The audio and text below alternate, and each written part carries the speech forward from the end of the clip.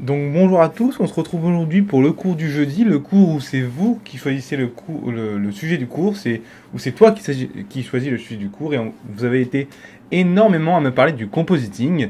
Donc aujourd'hui on va un petit peu parler du compositing sur le logiciel Adobe After Effects.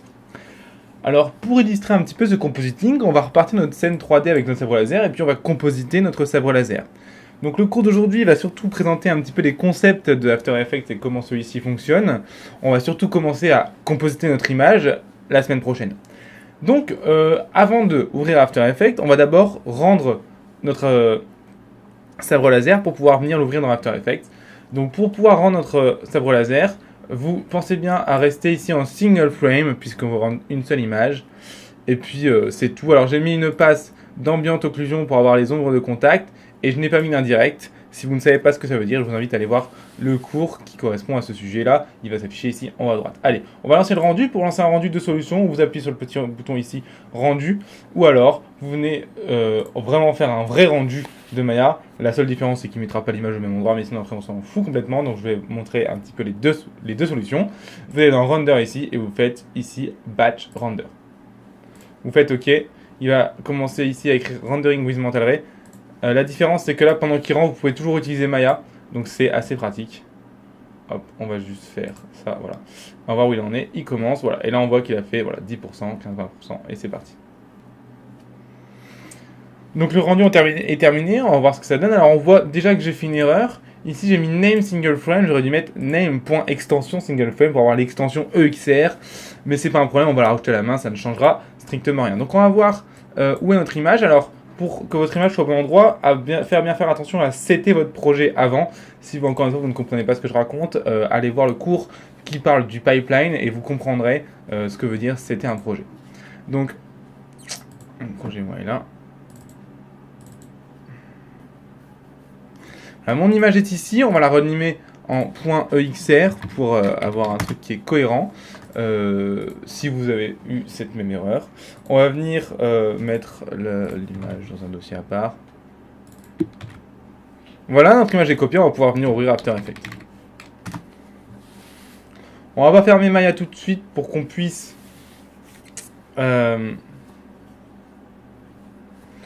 au cas où revenir dessus si le rendu ne convient pas. On est là, on va venir double-cliquer ici dans la fenêtre de projet pour importer notre image. Alors, avant de l'importer, on va regarder un petit truc ici, c'est cette petite partie-là, 8bpc, qui veut dire bit par channel. Donc, ça explique un petit peu la profondeur de couleur que vous voulez avoir dans votre compositing. Encore une fois, si vous ne comprenez pas ce que je raconte, allez voir le cours qui explique ce qu'est une image en numérique pour comprendre un petit peu cette histoire de profondeur de couleur par channel. Donc ici, vous pouvez régler votre profondeur par channel. On va mettre du 16 bits par channel, nous, pour avoir quelque chose de cohérent. Et on va se mettre en Working Space sRGB. Je vous expliquerai plus tard ce que j'ai. On va cliquer sur Linearize Working Space. Ça, on en parlera dans le cours de la semaine prochaine et pour comprendre ce qui se passe quand on fait ça. Donc on va double-cliquer ici sur cette fenêtre. On va venir importer notre projet. Notre image. Alors, notre image est importée et on va venir tout simplement créer une nouvelle composition. Alors qu'est-ce qu'une composition dans After Effects? Une composition dans After Effects, c'est en fait une vidéo, c'est où est-ce qu'on va travailler. Et donc on va tout simplement venir glisser notre sabre laser sur ce petit icône ici pour créer une nouvelle composition. Et en fait ça va créer une composition aux paramètres de notre image, donc c'est assez pratique. Voilà, on va ici se mettre en full pour avoir full qualité. Et puis on va pouvoir un petit peu parler de comment fonctionne After Effects. Donc ici justement vous avez le panneau qui représente un petit peu ce qu'il y a dans votre composition. Donc encore une fois, une composition c'est en fait un dossier qui comprend une suite de vidéos ou d'images qui sont mis dans un certain ordre pour créer une image finale. C'est ça une composition. Une composition a des paramètres, on y accède en allant dans justement ce petit panneau montage de la composition et en faisant ici composition setting ou paramètres de composition si vous êtes en français. Ici vous avez plusieurs paramètres, donc vous avez la largeur et la hauteur de la composition, vous pouvez les régler directement ici pour avoir des presets. Vous avez donc le ratio du pixel qui est carré et si vous vous rappelez bien on garde ce ratio là carré tout le temps, maintenant c'est rare, on le change aujourd'hui. Ici vous avez le framerate si vous êtes en vidéo, donc là on est en 24 images par seconde. Ici vous avez la résolution full half third quarter, donc ça correspond juste à la résolution affichée à votre écran. Donc vous pouvez passer par exemple en quarter, c'est-à-dire en quart de la résolution pour pouvoir avoir plus de performance, mais sinon ça ne changera rien du tout. Et ici vous avez le début de la composition et sa durée en images. Donc là elle dure 200 images. Alors nous on s'en fout relativement puisqu'on est sur une image fixe, mais si on était sur une image animée, ça pourrait être intéressant. Ici vous avez Advanced. Alors Advanced correspond en fait à comment After Effects va gérer le flou de mouvement et quel moteur de rendu 3D vous allez utiliser, parce que oui on peut faire aussi de la 3D dans After Effects. On va pas en parler aujourd'hui, c'est des concepts un peu plus avancés. Donc voilà pour ce qui est d'une composition. Une composition, c'est un endroit où, comme je le disais, on peut mettre plusieurs vidéos empilées sous forme de calque. Qu'est-ce qu'un calque? Un calque, c'est ça, ici. Là, on a un calque. C'est ce qu'on appelle un layer en anglais. Et un calque, en fait, c'est des trucs qui s'empilent. Donc par exemple, imaginons j'en ai plein. Et ben voilà, ils s'empilent. Et c'est toujours celui qui est au-dessus qu'on voit. Celui qui est en dessous ne se voit pas. Ici, la superposition. Alors, pour faire ce que je viens de faire, pour dupliquer un calque, c'est CTRL-D en raccourci. Bon, c'est pas très important. Alors il faut savoir que dans After Effects, vous avez des objets, donc des calques layers qui sont importés, qui viennent de notre logiciel, par exemple de l'anneau de Maya ou d'une caméra ou de ce que vous voulez. Et vous pouvez aussi avoir des objets natifs d'After Effects pour avoir par exemple des calques couleurs, donc qu'on appelle solide. Pour créer un calque natif, c'est dans New, ici, clic droit New, et voilà vous avez tous les calques natifs que vous pouvez créer d'After Effects.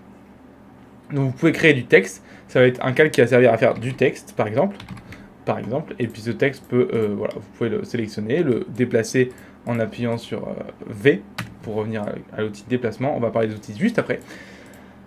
Vous avez un calque solide qui va nous permettre de créer un calque en fait d'une couleur donnée. Alors ça peut être très pratique, vous allez voir là, ça peut peut-être pas vous parler, mais ça peut être très pratique. Donc pour créer un calque solide, vous faites clic droit New Solid et vous pouvez venir gérer la couleur ici et gérer sa taille en fonction de la composition. Alors, quand vous faites un solide, vous pouvez venir le déplacer en drag and dropant dessus, par exemple. Et vous pouvez déplacer ce solide et le mettre où vous voulez dans votre composition. C'est ridicule, mais voilà. Alors, on peut créer d'autres choses, New, Solid, Light, pour créer des lumières en 3D. On va pas beaucoup s'en servir, nous. Une caméra, donc encore une fois, c'est pour faire de la 3D, la caméra, donc on va pas s'en servir. Un objet nul. Un objet nul peut être très intéressant pour faire du rig 2D et 3D. On en parlera peut-être dans d'autres cours, mais pas ici en tout cas. Alors vous avez le Shape Layer qui va nous permettre de faire des formes. Donc c'est un outil optimisé par exemple pour faire des étoiles, des flèches, des masques, des choses comme ça. Donc voilà, c'est spécialisé là-dedans. On va pas en parler non plus dans le compositing. Et vous avez un Adjustment Layer. Alors un Adjustment Layer, c'est un objet, un calque qui est invisible, mais tous les effets qu'on va lui appliquer vont être appliqués à tout ce qui est en dessous en fait. Donc on va parler des effets juste après et on va voir à quoi ça sert. En français, ça s'appelle un calque d'effets. Ici, vous avez Adobe Photoshop File, donc si vous voulez importer un fichier de Photoshop, et un Maximum Cinema 4D File, c'est pour importer un fichier de Cinema 4D directement dans After Effects. Alors, vous pouvez faire un New Viewer pour avoir deux viewers les uns à côté de l'autre. Les autres, c'est pas indispensable, mais pourquoi pas. Alors, on a notre sabre laser qui est ici. Et on va venir un petit peu parler des effets. Alors il faut savoir qu'on peut mettre des effets sur un calque en cliquant sur ce calque et en venant faire Effect ici. Et voilà, ici on a tous les effets, enfin toutes les catégories d'effets possibles et tous les effets qui sont disponibles dans ces catégories d'effets. Par exemple, si je vais dans Correction Color et dans, par exemple, je sais pas moi, Curve, voilà, je pourrai gérer les courbes de l'image et revenir voilà, retoucher la colorimétrie de l'image par exemple. Pourquoi pas. Donc voilà. Par exemple, alors voilà, on se retrouve dans ce petit panneau effet, on a tous les effets de notre objet, on peut très bien venir empiler les effets, par exemple je peux très bien mettre un effet, donc comme je viens de faire, de curve, et puis venir mettre au-dessus un effet de niveau, par exemple, donc dans effet niveau. Alors les niveaux permettent de contrôler le gamma de l'objet, et donc en fait ces effets vont se superposer, c'est-à-dire que mon niveau prend en compte la correction qui a été faite par ma curve juste avant, donc ça c'est pratique. Donc voilà, et là je peux bouger ma curve juste avant, ça va pouvoir nous permettre d'avoir ce genre de truc, parce que justement, notre niveau prend en compte la curve avant, c'est pour ça qu'on ne peut pas aller plus loin là. Donc voilà, par exemple. Alors, pour comprendre ce que fait chaque effet d'After Effects, je vous invite à aller voir la documentation d'After Effects qui est sur internet, donc je vous mettrai un lien dans la description qui documente comment fonctionnent les effets, comment fonctionne After Effects, Parce que vous vous doutez bien que je ne vais pas pouvoir expliquer chaque effet d'After Effects, il y en a tellement que ce ne serait pas possible. Je vais vous expliquer les principaux pour faire du compositing en compositant cette image, mais sinon, c'est pas possible d'expliquer tous les effets d'After Effects. Alors, on va voir un petit peu, là on a notre image, comment faire pour justement récupérer nos passes de rendu qu'on a sorties à part. Et oui, toute la question est là. Comment on va faire ça? Eh bien, c'est très simple. Il y a un effet dans After Effects qui s'appelle effet 3D Channel ici, Extractor, qui nous permet de ressortir les passes d'une image.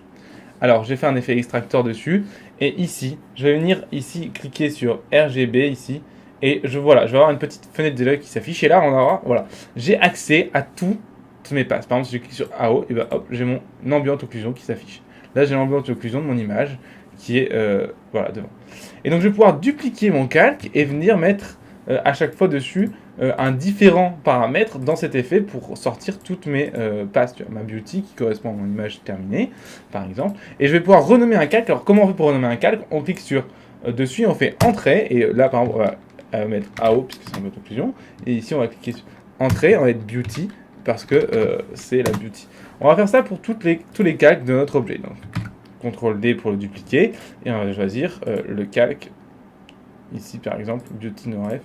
Voilà, alors qui ne fonctionne pas, c'est vrai. Voilà, notre Z. Alors la Z est un peu spéciale, on va en parler juste après. On va sortir notre diffuse. On va appeler diffuse. Et on va faire ça pour toutes les passes. Allez, c'est parti.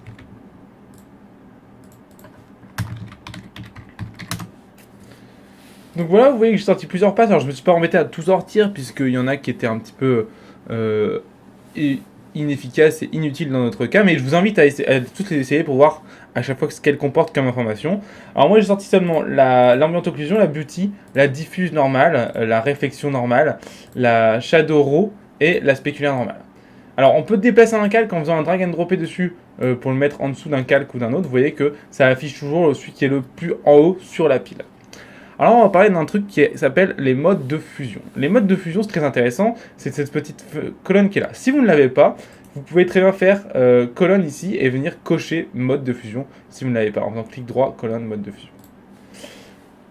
Les modes de fusion, c'est un calcul en fait sur le pixel de l'image d'en haut sur le pixel de l'image en bas. Par exemple, là pour l'instant, le mode est en normal, ça veut dire qu'il ne fait aucun calcul, il affiche juste le pixel de l'image en haut.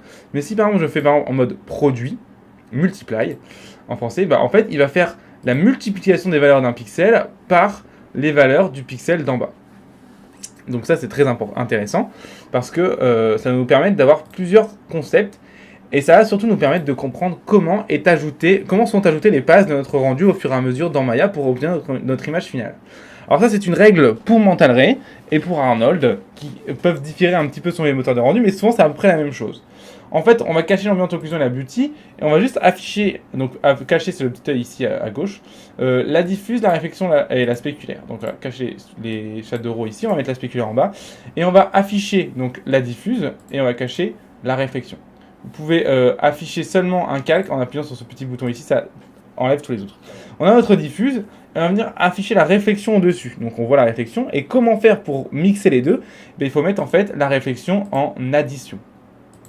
Qu'est-ce que c'est l'addition? En fait, c'est tout simplement, justement, le fait d'additionner les pixels de la réflexion avec celle de la diffuse. C'est ça, en fait, le mode de fusion addition. Ça fait un calcul sur le pixel du calque sur lequel on a mis le mode de fusion. Le calcul sur le pixel se fait en fonction des calques qu'il y a dessous, de l'image qu'il y a en dessous. Donc, ce calcul-là, réflexion, subit le calcul addition en fonction des images qu'il y a en dessous. Donc là, la diffuse. Vous comprenez ce que je dis? Donc la réflexion se met toujours en addition pour un moteur de rendu normal. Donc elle se met en addition sur la diffuse qui, elle, reste en normal.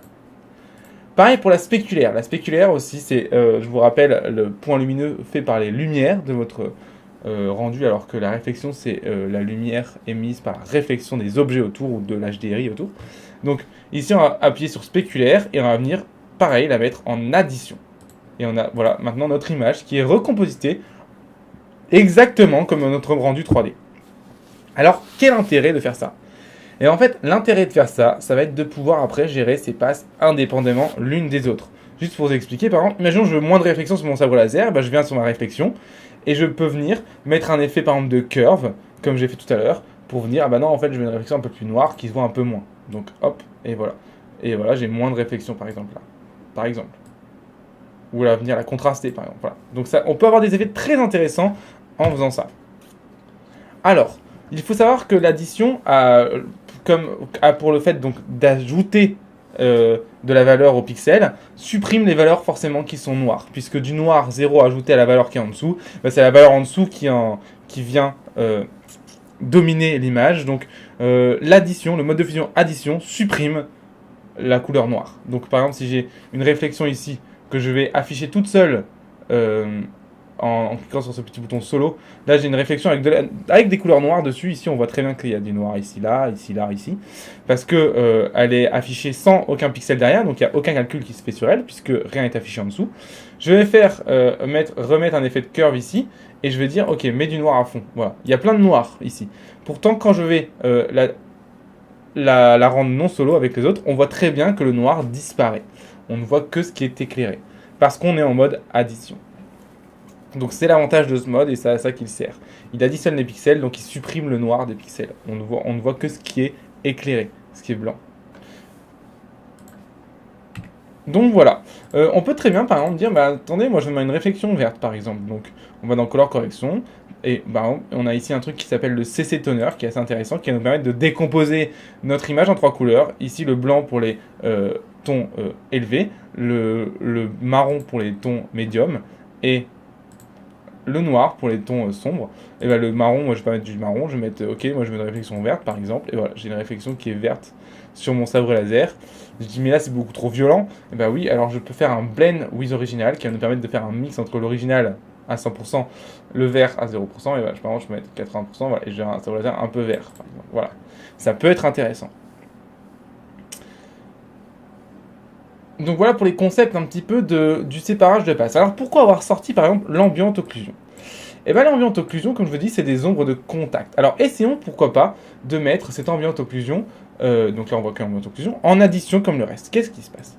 On voit que c'est très bizarre, on voit que toute notre image est blanche. Et bien en fait c'est parce que comme l'ambient occlusion, on vient de supprimer le noir, alors que ce qui nous intéresse dans l'ambient occlusion, alors en étant normal, c'est justement le noir, et non pas le blanc. C'est le noir, c'est les ombres qui nous intéressent. Pour garder les ombres, on a un mode de fusion qui s'appelle le mode produit, le mode multiply, qui fait exactement l'inverse du mode addition. Donc au lieu d'additionner les pixels entre eux, il les multiplie. En multipliant les pixels entre eux, donc les pixels de l'image en haut sur les pixels de l'image du bas, ça supprimera le blanc et ça va garder seulement le noir. Et là on a nos ombres de contact qui viennent s'ajouter à notre sabre laser et qui viennent rajouter de la présence sur notre modeling. Donc c'est très important l'ambiance occlusion et je vous invite à la mettre. Si vous la trouvez par exemple un peu trop violente, vous pouvez très bien venir baisser son opacité. Donc l'opacité d'un calque est affichée en appuyant sur T. Et donc vous pouvez venir baisser l'opacité du calque par exemple pour l'avoir plus ou moins fort. Donc j'en viens à expliquer en fait les propriétés d'un calque. On a vu ses effets. Mais en fait il faut savoir que un calque a aussi plusieurs propriétés de base. Qui est en fait la propriété, donc ses effets par exemple. Vous avez d'autres choses, genre ses propriétés de transformation. Ces propriétés de transformation comprennent plusieurs sous-propriétés. Par exemple, le point d'ancrage qui est en fait ce point au milieu du calque qui ne sert à rien du tout. On voit très bien que quand je le décale, c'est le blanc qui disparaît et le noir qui reste. Ici, vous avez la position du calque. Donc voilà, la position en X et en Y. Donc en X, c'est horizontal, en Y, c'est vertical. Ici, vous avez son scale pour l'agrandir ou rétrécir le calque. Et vous avez la rotation pour tourner ce calque. Vous pouvez avoir aussi l'opacité pour l'afficher plus ou moins. Donc toutes ces propriétés sont accessibles sur un calque en appuyant sur respectivement P, R et S pour la position, la rotation et le scale. Le T pour justement transparence pour l'opacité. Alors, vous remarquerez que j'ai aussi sorti une passe de Shadow Raw. Et alors on voit que j'ai mes ombres en blanc. À quoi ça pourra bien servir cette histoire? Mais en fait en vrai pas à grand chose, mais je vais vous expliquer quand même comment ça peut servir sur une image où on n'a pas d'ombre.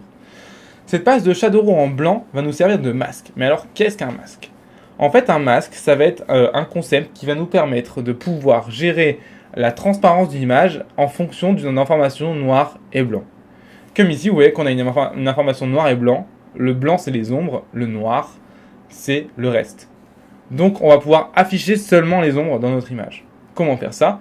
Eh bien, on a le blanc ici, et on va pouvoir faire un truc qui s'appelle ici le track matte, qui va nous permettre de en fait masquer une image en fonction d'une certaine d'un noir et blanc justement. On va voir comment ça fonctionne et vous verrez que c'est beaucoup plus simple comme ça. Donc pour ça, il va falloir qu'on fasse ce qu'on appelle une précomposition. Une précomposition, c'est le fait de pouvoir empiler des compositions dans des compositions. Une composition, je vous ai dit, c'est une suite de vidéos mises les unes au-dessus des autres, ou d'images, et qui sont avec plus ou moins d'effets et plus ou moins de modes de fusion pour avoir une image finale. Mais vous pouvez en fait précompositer cette image finale, c'est-à-dire mettre une composition dans une composition, on va le faire tout de suite, pour avoir plus de liberté et pouvoir ranger votre projet. Donc on va prendre tout ça ici, sauf les ombres, et on va faire un CTRL-SHIFT-C pour faire ce qu'on appelle une précomposition.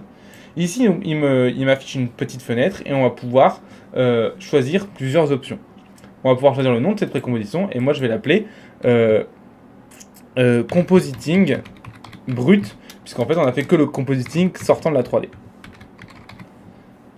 Et on va faire cliquer sur Move All Attributes into New Composition, puisque vous pouvez faire que ça, puisque vous avez plusieurs images. Si vous n'avez précomposé qu'une seule image, vous pouvez choisir de laisser les effets sur cette image sur la composition elle-même et non pas dans la composition. Là, on veut que ce soit dans la composition. On fait OK. Et donc là, ce qu'il nous a fait, c'est qu'il nous a tout compressé en un dossier. Et si je double-clique dessus, hop, je retrouve mon ancienne image que j'avais. Pour revenir dans ma composition d'avant, je reclique ici, voilà, sur Laser Texturing. Et donc j'ai mon Shadow Raw. Et avec ce petit icône ici, maintenant que j'ai tout précomposité en un seul dossier, et en fait ce qui est bien, c'est que ce dossier dans cette composition est composé comme une image à part entière, comme un layer à part entière. Ce qui vous pouvez le bouger, le scaler, faire ce que vous voulez. Et c'est ça qui est bien, parce qu'on va pouvoir lui dire, lui, de s'afficher seulement en fonction des ombres. Donc ici dans Track Matte, je clique sur Luma Matte Shadow Raw, ce qui veut dire que je fais un masque en fonction de la luminosité de l'image qui est au-dessus de moi. Et là on voit que mon image n'est plus seulement qu'affichée avec les ombres. Alors je vais juste mettre dans Compositing l'arrière-plan noir, vous il doit être de noir de base pour qu'on comprenne bien ce qui se passe. Voilà. Donc il n'y a que les ombres qui sont affichées sur mon sabre laser, le reste n'est pas affiché. Pourquoi? Parce que j'ai bien fait un Luma Matte. Si je fais par exemple Luma inversé, bah c'est l'inverse. Je vais avoir que voilà, que l'inverse des ombres qui va être affiché. Ce qui ne nous intéresse pas, nous on veut avoir les ombres affichées. Pourquoi? Parce qu'on va pouvoir dupliquer le compositing brut ici, le mettre en dessous, et lui, en faisant un CTRL-D, on va mettre nos track matte. Ce qui fait qu'on a ici, sur ce compositing là, on va le renommer ombre, parce qu'en fait on a que les ombres qui sont détourées grâce à ce Shadow Raw et ces ombres là. Et on va pouvoir venir retoucher par exemple indépendamment les ombres, mettre des ombres plus ou moins violentes, avec par exemple un effet de level, et en touchant le gamma, voilà, on peut maintenant venir juste saturer ou désaturer les ombres. Donc ça nous permet de gérer chaque information de notre image, et vous comprendrez que si on n'avait pas sorti toutes les passes, on aurait été quand même beaucoup plus limité dans notre compositing. Maintenant qu'on a un petit peu compris comment fonctionne juste la retouche colorimétrique de chaque passe, on va voir qu'on peut faire beaucoup plus de choses avec des passes. On peut savoir par exemple que si je veux, je peux dire ok c'est très bien, mais j'aimerais par exemple casser un petit peu cet effet tout droit de la 3D, tout mou, tout très dur ici. Comment faire ça? Et ben en fait on peut rajouter une passe ici de réflexion. Hop. Cette passe de réflexion qui est au-dessus, elle est là. On va venir encore une fois la mettre en natte, comme tout à l'heure. Donc on a la passe de réflexion à part, on va renommer réflexion. Et cette passe de réflexion, on va la flouter. Pourquoi? Vous allez comprendre. Donc on va dans Effet, Blur and Sharpen, si vous êtes en français, ça s'appelle netteté. Et on va faire un fast blur, en français, un flou accéléré. Et on va venir flouter cette passe de réflexion. Et voilà ce qu'on obtient comme effet. Un peu bizarre, vous allez me dire. Bah bizarre, non, oui, mais pas tellement. Ça nous permet un petit peu de casser cet effet cet effet de sabre laser tout droit ici. Ça nous permet de flouter un petit peu et de venir avoir des concepts un peu plus flous et un peu plus doux sur la réflexion. Et ce qu'on verrait en vrai dans un appareil photo, c'est ces concepts justement qui viennent un petit peu dépasser de l'objet et tout. Et ça, il n'y a que au compositing qu'on peut avoir ça, on peut pas l'avoir en 3D directement. Voilà, on va le flouter un petit peu par exemple comme ça. Et puis on va venir mettre une opacité beaucoup plus réduite. Voilà, par exemple comme ça. Ce qui apporte de la douceur à notre image, mine de rien. On peut aussi faire la même chose avec le spéculaire. Donc on va faire un CTRL-D, on va le renommer spec, pour spéculaire. et on va venir choper ici la spécularité. Voilà, et on va venir par exemple la spéculaire le mettre un peu plus présent, voilà, un truc un peu plus sympa ici, et venir peut-être mettre un peu plus de flou sur la spécularité. Voilà. Donc vous voyez tout de suite on obtient un truc un peu plus doux, un peu plus réaliste dans le traité du pixel. Si on le souhaite, on peut aussi dire ah ouais mais moi je veux pas que mon spéculaire soit blanc, je veux qu'il soit d'une autre couleur. Ok, mais seulement le flou du spéculaire, pas le spéculaire en lui-même. Donc on va venir prendre une couleur correction, un CC toner, j'aime bien ce CC toner, et mettre par exemple un jaune un peu violent pour avoir un peu plus de voilà comme si voilà c'était éclairé un peu par une lumière un peu jaune, voilà. Alors, on va parler maintenant de ce qu'on appelle un ajustement de layer, un calque d'effet en français. Donc, pour créer un ajustement de layer, new, ajustement de layer, ou alors CTRL-ALT-Y. Mon ajustement de layer est fait, et vous allez voir que tous les effets que je mets sur cet ajustement de layer, vont se répercuter sur toutes mes images en dessous. Et voilà, là, mon effet de curve se met sur toute mon image. Pratique, parce que vous allez pouvoir retoucher la luminosité de votre image, le contraste, hop, par exemple comme ceci, je dis ok ça c'est cool, je veux que mon image soit un peu plus floue dans son ensemble parce que c'est trop dur, là hop je vais mettre un phase blur de 1 pixel sur tout par exemple, et hop j'ai un flou de 1 pixel sur toute mon image. Alors phase blur de 1 pixel ça me paraît beaucoup, on va mettre 0,5, voilà ça me paraît pas trop mal, même 0,5 un peu beaucoup, allez 0,25, hop. Voilà, mais ça casse un petit peu cette netteté un peu sale. Bon là, en qualité de rendu, on est un peu pauvre. J'aurais pu pousser un peu plus la qualité, mais bon, soit. Voilà, on a ça, et imaginons que je veux, ok, très bien, ça me convient, mais j'aimerais que mon image soit un peu plus jaune dans l'ensemble, et bah hop, voilà, je vais vers un color correction, un CC toner, et puis je vais mettre du jaune, par exemple, comme un gros bourrin, voilà, et puis je dis, ok, je veux du jaune, mais voilà, mollo, donc voilà, je vais un blend with original un petit peu, j'ai une image un peu plus jaune maintenant. Donc voilà. Allez. Maintenant, on va parler d'un truc qu'on appelle la passe de Z. Donc la passe de Z, c'est quoi? C'est l'information en noir et blanc de la profondeur de votre image. On va dupliquer la spéculaire, on va l'appeler Z pour passe de Z. On va virer les effets qui sont dessus. Hop, hop. Et on va venir mettre ici def caméra. Et on voit que là, ça marche pas du tout, il se passe rien, on a un truc trop bizarre, chelou. En fait, donc on va la mettre en normal pour bien comprendre ce qui se passe. Et on va la mettre... Non, normal, non, c'est très bien. Et on va juste la mettre en solo pour voilà, on va la voir. Et là, on voit que on a les ombres alors qu'on a demandé la Z. Pourquoi on comprend pas? En fait, c'est parce que la Z, il faut venir malheureusement mettre la Z dans chaque truc à la main. Donc, il faut faire la Z. Pourquoi? Parce qu'en fait, la Z, c'est pas une couleur. C'est vraiment une seule information. Donc, c'est pour ça qu'on doit venir l'afficher en 3 couleurs, 3 fois la même chose. Et voilà. Donc voilà ma Z qui est grise, qui est bizarre. Bon, bref, on comprend pas trop ce que c'est là. En fait, c'est parce qu'il faut venir jouer avec cette valeur-là qui va nous permettre de découvrir voilà, notre information de profondeur. Donc plus c'est loin, plus c'est blanc, et plus c'est proche, plus c'est noir. C'est ce qu'on veut. Donc là, on va pouvoir venir jouer avec ce paramètre ici de white point qui va nous permettre de gérer la profondeur de l'image en fait. Donc voilà, là on a notre information de profondeur, mais à quoi ça va bien pouvoir venir nous servir ce truc? Et bien en fait, ça va pouvoir venir nous servir à mettre ce qu'on appelle une atmosphère dans l'image. Vous allez comprendre tout de suite pourquoi. Je vais juste mettre la passe de Z au-dessus et je vais tout précomposer, encore une fois, ce qu'il y a en dessous pour créer une seule image. Donc si CTRL-SHIFT-C, précompositing, et là je vais mettre compositing test par exemple. Voilà, mon compositing test est fait et j'ai maintenant, hop, voilà, j'ai ma Z ici et mon compositing ici.